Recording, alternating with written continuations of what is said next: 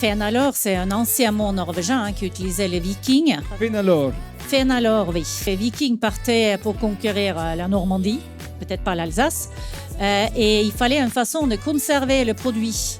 Donc en Norvège, nous avons donc le fenalore qui est de jambon d'agneau sèche et salé pour le garder plusieurs mois dans le bateau pour aller ailleurs. Donc toute cette tradition de conserver avec du sel vient en effet du fait de pouvoir garder les choses longtemps parce que la Norvège, pendant l'hiver, vous pouvez rien faire. Donc du coup, le fenalore, c'est la charcuterie le plus ancienne de Norvège. Fena, ça veut dire agneau et lår, ça veut dire la cuisse. D'accord, la cuisse. Pas bien, c'est les cuisses de l'agneau.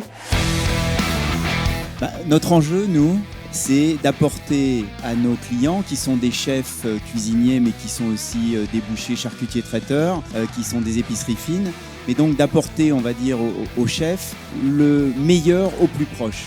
Dans notre démarche de charcuterie, c'est d'aller chercher des charcuteries d'Europe.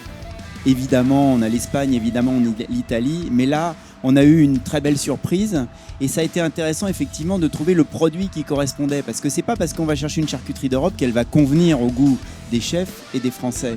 Là, on a vraiment trouvé l'harmonie entre la finesse de l'agneau, l'assaisonnement et ce qui nous semble être un goût qui correspond parfaitement bien.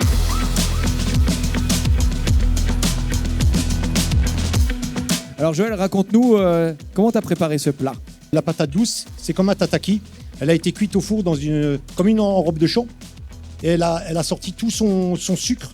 Et moi, je l'ai pané derrière avec du wasabi, du sésame noir et du sésame doré. Le peps, il est là, dans le maquis. Le maquis, il y a de l'asperge d'Alsace, de la purée de haricots tarbés, le péquillos, de la feuille de basilic et le jambon.